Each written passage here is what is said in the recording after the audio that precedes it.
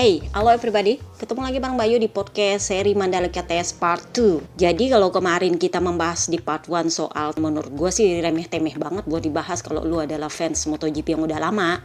Jadi yang kemarin itu memang khusus untuk buzzer. Nah sekarang kita membahas yang agak-agak berat dan ini memang spesial untuk fans MotoGP yang emang udah tahu seperti apa MotoGP. Oke, di tes Mandalika ini sebagian besar rider puas dengan apa yang dibawa oleh pabrikan mereka. Jadi bisa dibilang adalah oke, sepertinya kita bisa siap untuk memulai balapan di Qatar. Hanya ada satu pabrikan yang menurut gue itu sampai sekarang ridernya masih ngedumel soal mesinnya. Tetapi overall mereka puas dengan apa yang dibawa oleh pabrikan mereka. Yang paling puas pertama adalah Honda. Why? Karena bisa dibilang ini adalah turning table mereka dari tes Sepang. Kalau di tes Sepang itu mereka pulangnya ngedumel. Si Marc Marquez ngedumel gara-gara motornya itu beda jauh banget dan dia katanya sulit untuk berkendara dengan gaya dia. Sedangkan rider tersengak Pol Espargaro itu bisa dibilang harus beradaptasi kembali dengan motor yang baru. Nah, di Mandalika Test ini mereka mengkonfirmasi bahwa motor ini sudah bisa dikendarai dan siap untuk membalap. Pertama, Paul senang karena ternyata akhirnya dia mendapatkan motor yang dia bisa adaptasi, nggak juga sepenuhnya sih, tapi hampir bisa sepenuhnya untuk membalap. Jadi nanti bisa dibilang Honda udah nggak mau kasih dispensasi, oh saya agak sulit beradaptasi, udah nggak bisa. Kenapa? Karena di atas kertas dia adalah rider terbaik Honda di tes Mandalika. Kemudian Marc Marquez juga adalah yang paling senang. Kenapa? Karena kalau awalnya dia ngedumel, nggak bisa mengendarai motor sesuai dengan gayanya, di Mandalika dia bilang apa? Saya berhasil membuat motor saya bisa dikendarai dengan gaya saya. Jadi memang overall Honda puas. Dan itu terkonfirmasi oleh rivalnya. Alex Rins bilang apa? Honda punya kecepatan untuk balapan itu lumayan bagus. Jadi kan mereka turun di hari terakhir itu dengan setup balapan. Jadi itu terkonfirmasi dengan memang ini motor bukan cuma sekedar cepat untuk satu kali lap, untuk putaran time attack, enggak. Tapi untuk kecepatan balap pun mereka oke. Itu kata Rins.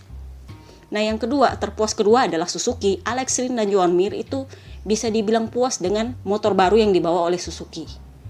Mereka nggak terlalu maksimal di Mandalika Test karena memang Joan Mir lagi sakit, nggak enak badan. Dan Alex Rins itu memang nggak suka sama trek Mandalika. Jadi overall mereka mengambil kesimpulan mengenai motor Suzuki itu dari Sepang tes. Jadi si Mir memang memaksimalkan tes dia di Sepang, Rins juga memaksimalkan tes dia di Sepang. Jadi menurut mereka oke lah ini Suzuki udah siap lah membalap. Sisa nanti kalau ada part baru tambahan nanti kita lihat. Tetapi untuk saat ini mesinnya, base-nya itu lumayan oke. Kemudian yang ketiga, yang puas ketiga itu adalah Ducati. Ini bisa gue bilang agak-agak setengah-setengah sih. Why? Karena memang di atas kertas Luca Marini, adik ipar Mbak Yu itu memang rider terbaik 3 besar di Mandalika Test. Tetapi itu perlu dikonfirmasi oleh para rider yang memakai motor pabrikan. Siapa? Jack Miller, Pecco Bagnaia, Johan Zarco, dan Jorge Martin. Kalau di Sepang Test kemarin mereka nggak terlalu memusingkan soal Enea Bastianini pecah rekor. Kalau di Mandalika lain cerita. Kenapa? Karena faktanya Luca Marini pakai motor pabrikan. Jadi lu nggak bisa ngeles lagi saudara. Udah nggak bisa. Jadi faktanya lu nggak bisa mencela ini yang kurangnya apa, ini kurangnya apa, nggak bisa. Kenapa? Karena faktanya Luca Marini yang baru pertama kali pakai motor pabrikan. Bener loh ya. Karena si Johan Zarco, Jorge Martin, Pecco Bagnaia, Jack Miller itu dari tahun kemarin sudah pakai motor pabrikan. Sementara Luca Marini itu lompatnya 2 tahun gapnya loh.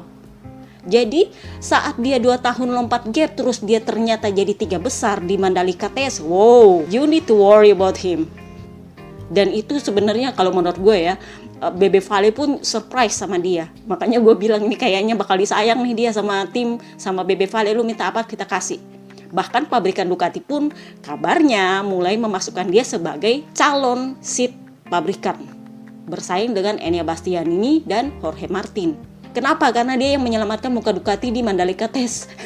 Jadi konfirmasinya adalah menurut Luca Marini dia bagusnya cuma di time attack. Dan time attack itu maksimal. Kenapa? Karena kan di Mandalika dia nggak boleh ngintil. Kasusnya adalah kerikil-kerikil kemarin. Jadi memang logikanya lu time attack nggak boleh ada di belakang rider, udah nggak bisa ngintil, udah nggak bisa curi angin, udah nggak bisa slipstreaming. Jadi itu mengkonfirmasi bahwa Ducati ini bagus untuk time attack. Tetapi untuk mode balap itu masih dipertanyakan. Kenapa? Karena Luca Marini juga mengaku di hari ketiga itu dia capek. Jadi nggak maksimal. Nah, Pecco Bagnaya sendiri itu mengakui bahwa motor ini bagus, potensinya banyak. Cuman apa? Dia bilang, saya nggak pernah time attack. Si Pecco itu semacam trauma sama kerikil-kerikil yang kena di badan dia. Jadi dia pikir, daripada gua jatuh atau gua ngintil, kalau mau aman kan mending ngintil. Sekarang kan udah nggak bisa di Mandalika, jadi ya udah dia cuma mengeksplorasi apa aja potensinya Desmonya dia dan nggak pernah bikin time attack. Karena dia tahu ini kalau jatuh gelundung-gelundungnya sakit. Karena di hari pertama dia gelundung-gelundung di situ dan dia masuk di pedok itu dengan letter yang penuh becek, itu dia udah trauma banget. Belum lagi kena kerikil dan segala macam. Jadi dia itu di hari ketiga lebih kepada yang penting gue turun trek aja lah, muter-muter untuk mencari potensi motor.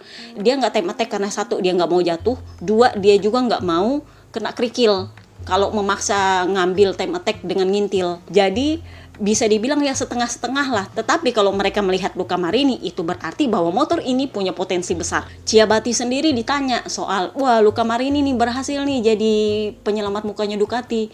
Jadi si Ciabatti bilang, ya wajar karena dia pakai motor pabrikan. Dari dialah kita tahu bahwa seperti ini loh potensinya Ducati. Karena faktanya adalah dia itu lompat 2 tahun untuk naik motor pabrikan. Jadi ya setengah-setengah lah ya Ducati. Yang ketiga yang lumayan senang adalah Aprilia. Aprilia ini gue taruh agak di belakang, kenapa? Karena dia menang konsesi.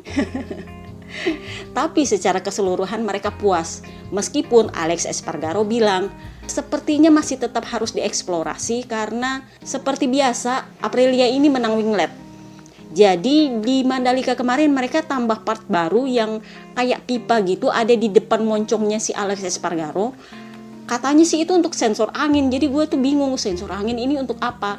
Katanya itu untuk riset winglet, jadi untuk mengetahui kondisi angin ini seperti apa, jadi wingletnya bisa diganti sesuai kebutuhan. Why? Karena modal mesin aja nggak cukup untuk Aprilia.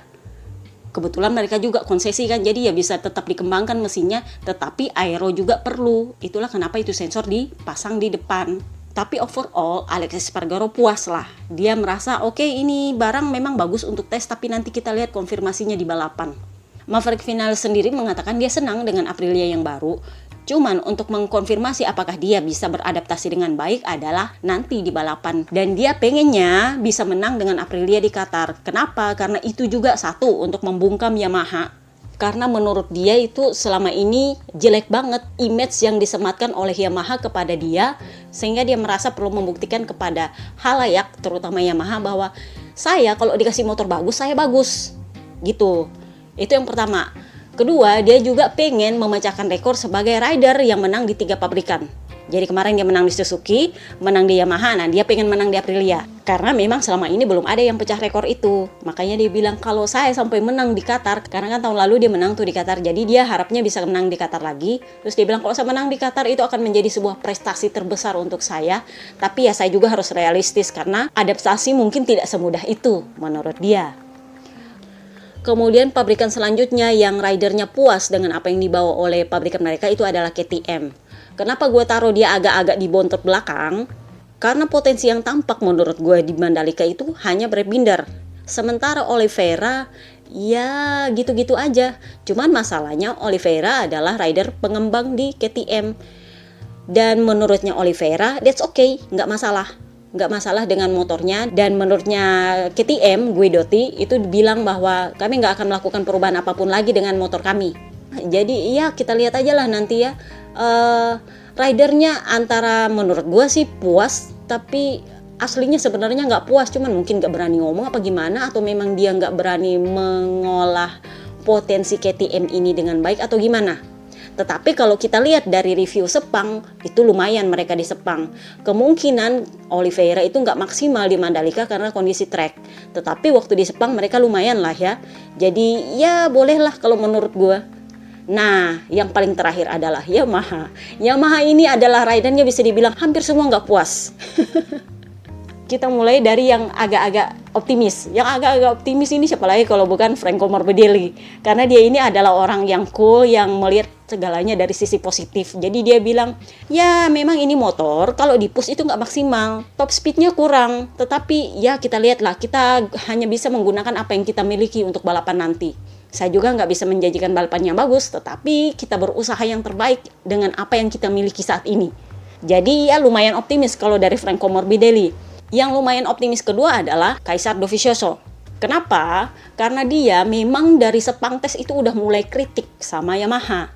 Dia bilang ini motor bagus, cepat dan segala macamnya, tetapi cuma bisa dikendarai dengan gayanya Fabio Quartararo. Nah, di Mandalika tes ini dia bilang, ini motor memang bagus karena memang bisa dikendarai di kondisi yang banyak nikung. Lebih mudah daripada Ducati menurut dia. Tetapi ya percuma kalau motornya mudah tapi lelet. Jadi menurut dia motornya memang lebih enak nikung daripada Ducati, tetapi tidak bisa cepat saat harus di-push. Gak maksimal. Kurang lebihnya seperti itu kata dia. Yang paling gak puas sama sekali adalah Fabio Quartararo, si Jordan belagu. Dia bilang apa? Saya sudah minta motor dengan power yang lebih. Saya sih nggak minta dengan power Ducati karena dia tahu powernya Ducati kan tinggi banget. Dia bilang paling enggak naikin aja, powernya naikin. Tapi ya segitu-gitu aja. Saya minta itu sudah berbulan-bulan lalu. Dia minta itu sudah dari tes Misano kan. Bayangin itu tes Misano dari kapan? Oktober ya. Tapi sampai tes Mandalika itu nggak ada perubahan sama mesin motor. Menurut dia powernya kurang, top speed kurang. Kalau top speed kurang itu susah untuk dipakai membalap dari belakang. Sementara goalnya dia adalah kalau jelek-jeleknya dia harus start dari belakang, itu dia bisa ke depan. Karena selama ini strategi yang mereka pakai adalah bagaimana caranya supaya start di depan mungkin, jadi nggak perlu setengah mati dari belakang. Karena mereka tahu kelemahannya Yamaha itu kalau udah start dari belakang udah nggak bisa maju, powernya kurang. Dan gara-gara ini juga di hari terakhir tes Mandalika, Quartararo langsung bilang, saya ingin pergi ke tempat saya diberikan yang terbaik. So, karena kita sudah membahas tes Mandalika, kita pindah ke gosip berhembus sepoi-sepoi. Jadi kita bahas Bursa Rider. Bursa Rider secara otomatis dikocok ulang begitu tes Mandalika selesai. Why? Karena Honda yang pada awalnya pengen bongkar rider itu jadinya agak ragu untuk bongkar. Kenapa? Karena Pol Espargaro yang awalnya mau didepak, digadang-gadang mau didepak dengan alasan performa nggak bagus, ternyata di Mandalika Test berhasil beradaptasi dengan baik, menyelamatkan muka Honda di sana. Jadi bisa dibilang Pol Espargaro punya poin tambahan untuk mencegah dia terdepak dari Honda. Sudah gue bilang skenario plan B di Sepang kemarin adalah Pol Espargaro ditahan, Marc Marquez keluar. Tetapi pada saat ini kondisinya Marc Marquez juga lumayan bagus. Pol Espargaro juga bagus. Dan kabarnya mereka mulai pikir-pikir sepertinya nggak perlu rombak rider deh. Kecuali Marc Marquez baru-baru ini mengatakan dengan jelas bahwa dia sangat kesulitan dengan lengannya. Dia sampai harus pindah ke Madrid untuk tahun ini untuk bekerja sama dengan dokter yang menangani Rafael Nadal dan para para petenis terkenalnya Spanyol untuk mengatasi lengannya. Karena kan kalian tahu kalau main tenis kan yang penting adalah lengan. Sebenarnya kalau bisa dibilang sembuh sih sembuh, cuman ototnya itu kan nggak segampang itu. Gua udah bilang dari tahun-tahun lalu, gua bilang jaringan ikat di otot itu nggak segampang itu. Karena itu kan udah diganti sama plat. Jadi adaptasi ototnya saat membetot gas itu nggak segampang yang kelihatan. Nah selain itu kembali lagi ke masalah diplopia. Meskipun dia sejak di Sepang dia bilang diplopia ini akan menjadi titik lemah saya selamanya, sedangkan lengannya itu adalah Achilles heel dia. Jadi catat ini, dia punya dua kelemahan musim ini. Satu, lengan yang belum kelar sepenuhnya sampai harus pindah ke Madrid. Dua, diplopianya itu bisa datang sewaktu-waktu. Karena kapan dia crash dengan kepala sisi kanan itu terbentur, itu diplopianya kemungkinan akan nongol lagi. Jadi bisa dibilang dia kalau soal lengan itu adalah soal fisik dan dia sisa menyelesaikannya dengan para dokter dan terapis. Tetapi kalau soal diplopia nggak ada yang tahu. Karena apa? Dia menolak operasi. Jadi dia nggak mau dioperasi karena operasi itu artinya kemungkinan untuk sembuh juga belum diketahui. Tetapi sudah pasti dia akan absen 3 bulan dari track. Jadi dia memilih untuk nggak operasi. Oke, kita lihat aja nanti. Kalau crash nggak muncul diplopianya syukur, kalau crash terus muncul diplopianya ya bisa dibilang wajar. Karena kasusnya sudah pernah terjadi tahun lalu. Nah, karena gosipnya Honda mulai pikir-pikir untuk bongkar rider, ini agak sulit untuk Quartararo jadinya mau pindah kemana kalau dia mau keluar dari Yamaha. Meregali sendiri seperti biasa ya, menurut gua dia ini manajer tim yang paling pede sama timnya. Masih ingat bahasanya waktu awal musim di Mugello tahun lalu? Dia bilang apa? Investasi yang dikeluarkan untuk Maverick Viñales itu tidak sebanding dengan hasil. Jadi dia dengan terang-terangan menantang ridernya untuk merasa nggak nyaman di tim. Di luar gosip bahwa sudah gue bilang di podcast yang lalu-lalu, memang orang Yamaha berusaha membuat rider ini nggak betah di situ, lalu dia pergi dengan sendirinya, melakukan kesalahan yang membuat dia harus pergi. Dan ternyata itu berhasil. Jadi mereka ganti Esteban Garcia dengan Silvano Galbusera, dan Galbusera kalau lu nggak cocok sama dia ya nggak bakal kalau bisa dilempengin aja sama Galbusera. Karena Galbusera itu orang yang bicara dengan data, kalau lu cuman perasaan feeling dia nggak bakal terima. Hal kenapa dia cocok sama Beppe Valle adalah Beppe Valle itu orangnya detail soal angka. Sementara Neng Vina itu bicaranya soal feeling. Jadi ya emang wajar nggak betah Neng Vina di situ. Nah, gue berharap ini nggak terjadi lagi di Yamaha dengan Snake Taro. Kalau pembalap sudah dengan mood ancur begitu, ya what do you expect? Memang Meregali mengatakan bahwa Yamaha mempersiapkan kontrak untuk Fabio Quartararo itu selama 2 tahun minimal. Kalau bisa lebih dari 2 tahun. Jadi maunya kayak caranya Marc Marquez yang dikontrak 4 tahun. Memang secara legal dalam konflik itu bagus. Tetapi itu juga menjadi titik lemah. Artinya lu udah nggak bisa ngapa-ngapain lagi, udah nggak bisa bargaining point lagi untuk meminta motor yang lebih bagus. Lu udah nggak bisa ngancem-ngancem lagi ke pabrikan. Karena kan kayak kemarin dia ngancem tuh, kasih gua motor yang powernya segini. Kalau nggak, gua nggak mau tanda tangan perpanjangan. Nah, kalau dia dikontrak lebih dari 2 tahun, dia udah nggak bisa ngancem-ngancem Yamaha seperti itu. Lah terus kalau Yamaha kasih dia motor tempe kan setengah mati. Bener nggak? Jadi sebenarnya kalau menurut gue itu bukan bargaining point yang bagus untuk dikontrak lebih dari 2 tahun oleh Yamaha. Kalau lu dikontrak lebih dari 2 tahun dengan Honda, ya lu bisa percaya Honda akan mempersiapkan motor terbaik buat lu. Sisa lunya aja bisa apa enggak. Nah, titik lemahnya adalah kalau lu kontrak lebih dari 2 tahun dengan Honda, lu bisa dibilang nggak punya kekuasaan di situ. Lu nggak bisa ngatur tim, lu nggak bisa menetapkan line up rider, siapa teammate lu dan segala macam. Tetapi yang lu bisa percaya adalah mereka pasti memberikan lu motor terbaik. Kenapa? Karena visinya sama, Honda maunya Jourdain. Itu yang bisa dibilang nilai lebihnya kalau lu jangka panjang dengan Honda. Lu nggak perlu khawatir bakal dikasih motor jelek. Pasti dikasihnya motor bagus. Dengan dana yang bisa dibilang unlimited. Nah, bedanya dengan Yamaha, meskipun lu dikontrak lebih dari 2 tahun, belum tentu mereka kasih lu motor yang bagus. Lebih banyak mudaratnya sih daripada manfaatnya kalau menurut gua. Kalau lu dikontraknya sama Yamaha masih lebih mending kalau kontrak jangka panjangnya sama Honda. Nah, karena Quartararo secara terang-terangan minta keluar dari Yamaha, itu sebenarnya adalah kode untuk Honda, tawaran lu masih berlaku atau enggak? Nah, ini kita tunggu lagi apakah Honda mau atau enggak. Tetapi jelas Mir bisa dipastikan akan memperpanjang dengan Suzuki. Kenapa? Karena dia tahu di atas kertas Quartararo namanya lebih di atas dari dia. Jadi Quartararo itu adalah pilihan pertama, dia itu pilihan kedua. Jadi kemungkinan dia akan perpanjang dengan Suzuki. Nah, yang mulai cari ribut ini siapa? Jorge Martin. Jadi di premiernya MotoGP Unlimited itu dia bilang, tahun 2023 target saya adalah seat pabrikan dengan atau tanpa Ducati. Jadi dia semacam menggertak Ducati, kasih nggak gue itu seatnya Jack Miller? Karena kan yang kemungkinan untuk didebak itu cuma Jack Miller. Tetapi saingannya dia berdasarkan Mandalika Test dan Sepang Test itu adalah Enea Bastianini dan Luca Marini. Di atas kertas memang backup dia adalah Gigi Dalinya. Kalau Enea Bastianini juga Gigi Dalinya sih yang backup.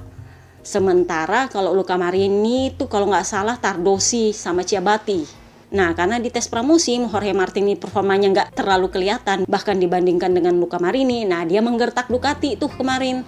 Ini mengindikasikan bahwa dia mengincar posisinya Quartararo. Kenapa? Karena di Yamaha itu nggak ada KTPS di situ. Sementara seatnya Quartararo itu rebutan sama Toprak. Toprak juga mau masuk. Toprak kan juga maunya si pabrikan. Jadi yang rebutan kursinya Quartararo adalah Jorge Martin dan Toprak. Yang rebutan kursinya entah itu Paul Espargaro atau Marc Marquez itu adalah Quartararo dan Mir. Tapi Mir kayaknya udah nggak terlalu minat sih. Meskipun Mir juga mungkin bisa dicalonkan, tetapi posisinya sekarang Mir sudah puas dengan pabrikan dia, sisa masalah gaji aja dinegoin. Beda cerita dengan Quartararo, karena dia memang udah nggak puas dengan pabrikan dia, nggak puas juga dengan gajinya. Yang minat itu sebenarnya Enea Bastianini. Masih ingat gosip gue sebelumnya? Enea Bastianini juga itu ngincer si pabrikan. Makanya kemarin waktu di Sepang tes itu kan Ducati kasih dia hadiah untuk pakai body aero GP22 di Qatar. Jadi musim ini dia bakal body aeronya GP22 meskipun mesinnya masih tetap GP21. Sementara Jack Miller sendiri itu semacam apa sih? Sudah sadar bahwa dia sudah ada di ujung tanduk. Jadi dia bilang, saya cuma bisa melakukan yang terbaik untuk mempertahankan seat saya. Tetapi dia hakul yakin dia bakal didepak. Nah, dia akan kemana? Kemungkinan dia akan ke WSBK atau dia ke Aussie SBK. Jadi Superbike Australia, karena di bulan Desember November kemarin dia itu ikut Superbike Australia dan lumayan loh ya, dia podium. Jadi sepertinya Ducati sudah mempersiapkan seat dia. Kalau memang kamu nggak bisa mempertahankan seat di Ducati pabrikan di MotoGP, ya lu ke WSBK atau ke Aussie SBK. Itu aja. Hampir sama dengan Petrux itu bakal ke Moto Amerika dengan Ducati juga. Meskipun dia sendiri agak-agak pesimis juga sih, tapi ya paling enggak dia punya tempat untuk membalap. Karena terbukti dengan KTM kemarin dia itu cuman, apa sih kalau bisa gue bilang, cuman sebagai alat marketing doang di Dakar. Udah habis capek-capek, ujungnya tetap aja dia kembali ke Ducati. Sama kayak Bautista kan, awalnya hubungannya buruk dengan Ducati, dia pindah ke Honda, balik lagi ke Ducati. Jadi sebenarnya Ducati ini lumayan loyal sih sama ridernya kalau mereka mau diatur gitu. Jadi ya nanti kita lihat lah gimana konfirmasinya hingga tengah musim. Karena memang para rider Honda ini mendapat review hingga tengah musim nanti untuk mendapatkan konfirmasi apakah Pol Espargaro akan perpanjangan dengan Honda dan atau apakah Marc Marquez akan tetap bertahan di Honda dengan kondisi fisik seperti itu. Sekarang kita sisa menunggu VR46 untuk launching karena dia adalah tim terakhir yang belum launching dan itu kayaknya tanggal 24 Februari nanti. Kita lihat aja lah gimana modelnya, liverinya. So, itu aja yang kita bahas untuk hari ini. See you next time. Bye-bye.